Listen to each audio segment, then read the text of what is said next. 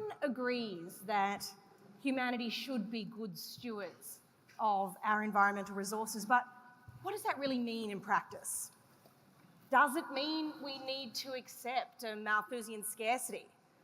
Or can good stewardship be compatible with abundance and human flourishing? To answer that question, we have our fabulous panel. Alex Epstein is a philosopher, energy expert, and creator of energytalkingpoints.com. Bookmark that one. He is the author of Fossil Future, Why Global Human Flourishing Requires More Oil, Coal, and Natural Gas, Not Less. And Dr. Marian Tupy is the founder and editor of humanprogress.org, and he's a senior fellow at the Cato Institute's Centre for Global Liberty and Prosperity. He's a co-author of a brilliant book called Superabundance, the story of population growth, innovation, and human flourishing on an infinitely bountiful planet. Gentlemen, welcome. Thank you. Thank you. Now, Marian, in your recent book, Superabundance, you claim that there will never be a time when we run out of resources on this planet because it is infinitely abundant. Tell us what you mean by that. Well, in the book, we went back to 1850 and we looked at the prices of resources relative to wages, and we found that they became about 98% cheaper.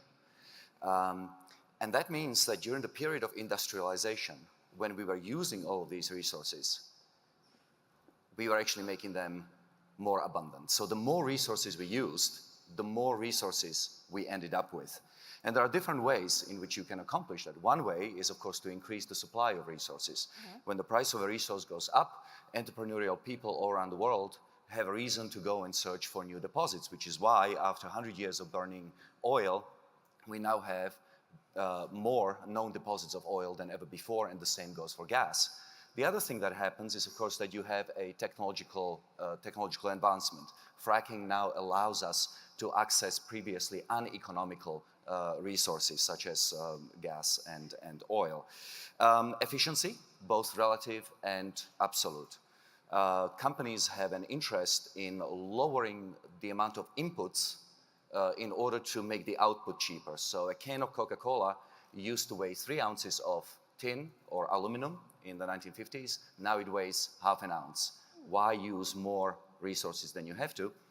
And of course, absolutely, there has been a decoupling in the usage of resources and the American economic growth, and in fact, British as well. When you have an advanced economy, what tends to happen is that GDP continues to grow, but the total amount, the total tonnage of zinc, copper, and whatever else actually declines. And that's what Andrew McAfee from MIT found, was that out of 71 different commodities tracked by the United States Geological Survey, 66 were post-peak. Okay. Yeah. So let's change tack slightly. Alex, you make the case that the Earth is not, in fact, fragile, that it's not in a delicate balance about to be upset by human activity. What's a better way, then, to understand its nature and the relationship that humans should have with it? So I think this issue is really fundamental to this conference, because this conference is about a better, more pro-human vision of the future. And I think arguably the number one thing holding that back is anti-human environmental philosophy. Yeah. And I appreciate that, but I'm going to say something provocative, which is I believe that most people in this room have unwittingly adopted a certain amount of anti-human environmental philosophy, and I include myself in this for many years. And the reason is because it's just taught K through PhD. And so just to give you a sense of it, the anti-human environmental philosophy we hear, one key element, I'll talk about more later, is the delicate nurture assumption about nature, about non-human nature. The idea that non-human nature, if we don't impact it, it exists in a delicate state that nurtures us. So it's stable, it doesn't change too much. It's sufficient, it gives us as much as we need, as long as we're not too greedy, and Marian's work refutes this. And then it's safe, it doesn't endanger us too much. And then the view of humans is that our impact is bad. We're parasite polluters. So we just take from the earth and we ruin the earth. And the truth is, this is just total pseudoscience / primitive anti-human religion. The earth is actually wild potential. So it's dynamic, not stable, it's deficient, not sufficient, and it's dangerous, not safe. And human beings are producer improvers who add massive new value to the earth. That's why we've made it abundant, it used to be scarce, and we turn it from danger to safety, including, maybe we'll talk about, with climate, we've reduced the rate of climate disaster deaths by 98%, overwhelmingly by using fossil fuels. So we have a totally false pseudoscientific view that almost everyone accepts to some degree, and that's why we're afraid of the future. But if you believe in wild potential and the producer improver, you become incredibly optimistic about the future, and in particular, very optimistic about freedom. That is challenging. So those who would disagree with us, Marion, would say that, well, look, at some point we are going to use up some of our finite natural resources. For example, there's only so much gold on the planet. If we don't come up with a substitute, there will be a point at which we run dry. What's the answer to that kind of an argument? Well, at some point, thousands of years in the future, we can certainly transmute lead into gold. We have done that decades ago, that we have transmuted lead into gold, but of course it's very expensive. In order to make it cheaper, you would need a source of plentiful cheap energy, such as, for example, fusion.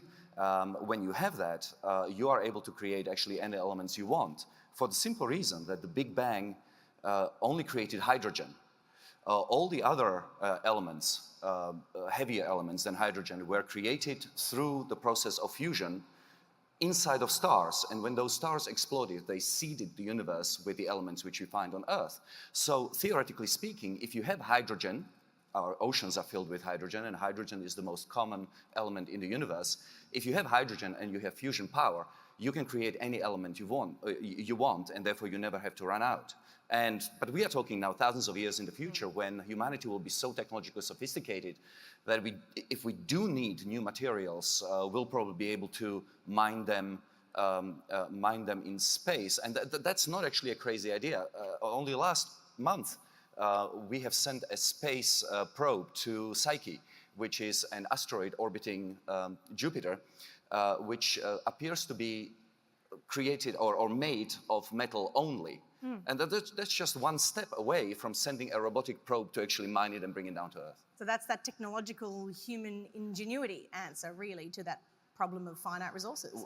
We have resources to last us thousands of years, but should that moment ever come, we have ways of doing it. Okay. Alex, the problem that's being told in the story we hear at present is that our environment and our resources are all bounded by this value proposition. It's fundamentally wrong for humans to have an impact on the environment. What's wrong with that way of thinking, and what's a better way to approach it? Yeah, so I mentioned, I think, the fundamental thing, or a fundamental thing, is transferring from an anti-human to a pro-human philosophy. And so before I talked about your view of non-human nature and your view of human nature, and this is another question, which is like, what's our environmental goal? And the environmental goal, and again, unfortunately, many pro-freedom people have adopted this, is that it's good environmentally to minimize or eliminate our impact on nature, that's the environmental good. And I have to credit a philosopher who I think should get more hearing here, Ayn Rand, secular, very pro-human, pro-freedom philosopher. She taught me this when I was 18, not directly, but I read her. And she pointed out that human beings survive and flourish via impacting nature. So if you have a goal that says we should eliminate our impact, that is an anti-human goal. And I think this is the core of why the modern environmental movement is anti-human. And so what you need is a different perspective on environment, which is that our environmental goal should be to advance human flourishing on Earth. And that means neither minimizing impact nor maximizing it. That's the wrong access to think about it. What you want to do is make the world as pro-human a place to be. And I think the key concept is mastery. I talk about climate mastery, but more broadly, you want environmental mastery. So that includes transforming things. It includes destroying certain things like the malarial mosquito. It also includes preserving things, cultivating things you like, enjoying things, appreciating things. But it's using our minds to make the world a better and better place. But thinking of it as we want to advance human flourishing on Earth, not eliminate human impact on Earth. I think that's a fundamental moral distinction we need to embrace. Marion, if there's no limit to the abundance that humanity is capable of generating, then how come so many people, beginning with Malthus, have got it so wrong? Well, I think partly because many people see human beings primarily as, or exclusively as consumers and destroyers. And it is true that we consume, but we also create. Sure. And so once you see the human being also as a creator, in other words, a baby doesn't come to the world just with an empty stomach, but also a pair of hands and, most importantly, brain, then suddenly you realize that the human being is actually the only entity currently in existence which is capable of creating these ideas, coming up with new ideas, which can then be turned into inventions, innovations, productivity increasing technologies, and ultimately increasing standards of living. So I think there is especially a split between economists who see human beings as creators of value and biologists who see it as a destroyers of natural world. There is another thing which I think is important, and that is that we need to get away from thinking in terms of atoms, theoretically finite atoms on Earth. We have to start thinking in terms of knowledge, because atoms are finite, at least theoretically, before we go space mining, but knowledge is infinite. And the cool thing about knowledge, the peculiar feature of knowledge is that the more knowledge you consume, the more knowledge you end up with. And once you understand that, you can understand why, after 200 years of industrialization, we have more resources on Earth than we did when we started. That's a powerful thought. Alex, in your book, Fossil Future, you confront what I think is a really important question for getting the right outcomes in the energy space. Why does our knowledge system support the elimination of fossil fuels and other forms, let's be frank about it, of cost-effective energy, while ignoring their massive life or death benefits to billions of people around the world without offering any comparable substitute? I think it again comes down to the adoption of an anti-human environmental philosophy. So let's just think very quickly about what it looks like to look at fossil fuels and their CO2 emissions from a pro-human environmental philosophy. You take CO2, so we're putting more CO2 in the atmosphere. It has a warming impact, that has other climate impacts. So first, you don't assume that's just negative. You look at negative and positive. You do that with precision. Notice that we don't do that as a society. We just assume all warming is bad, even though far more people die of cold than of heat. And we assume all CO2 is bad, even though we learn in biology that CO2 is plant food. So we need to look at both positive and negatives with CO2. Okay. But then overwhelmingly, we also need to look at to your question, what are the benefits that come with the CO2? And one of the huge things, and Mike referenced this in his presentations, we have drastic decline in climate deaths, because one of the benefits we get from fossil fuels is the ability to master climate, to neutralize climate danger, like irrigate, which has helped us eliminate most drought deaths, heating and cooling, sturdy buildings, storm warning systems, et cetera, et cetera. And I think that the core reason we don't do this is because we're not thinking about it in a pro-human way. And so we just expect, because we have an anti-human philosophy, that CO2 will lead to catastrophe. But that's just a religious assumption. It doesn't make any sense. And we're taught, because we're obsessed with eliminating our impact and not human flourishing, we ignore the huge human flourishing benefits of fossil fuels and the need for billions of people to have more of them. We have 3 billion people who use less electricity than a typical American refrigerator. The New York Times doesn't care about that, but they care a lot about whether a polar bear has to move from one piece of ice to another. And there's a fair moral question to be asked about the decision that keeps a person who survives on less energy than a refrigerator in a position where they're not able to access more. Yeah, and their ultimate argument for flying private jets is, well, if I fly private jets, it'll keep enough people in poverty to offset the CO2 of my private jet. That's their real argument. Marion, what are the threats that exist to our ability to achieve this superabundance? So I think that superabundance is a result of population times freedom. Population alone is not enough.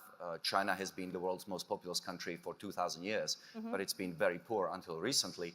And that is because you need to have a lot of people having those ideas leading to inventions, then to innovations, then to productivity gains, then to higher standards of living. You need to have that, but you also need to have freedom.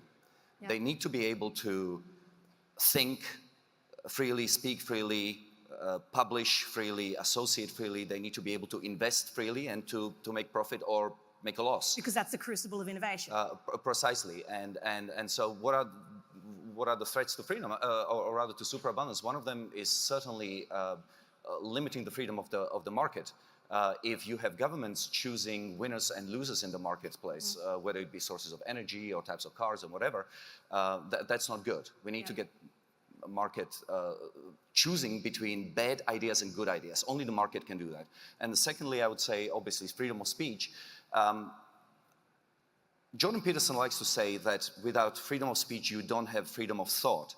And I think that's kind of important, because if some people are prevented from speaking, then, and you cannot hear them, then your process of developing your thoughts does not reflect or doesn't take into account all those ideas that you were prevented from hearing, and consequently your freedom of speech is restricted. So that's important too. And lastly, I would say, obviously, it's what's happening to the birth rates.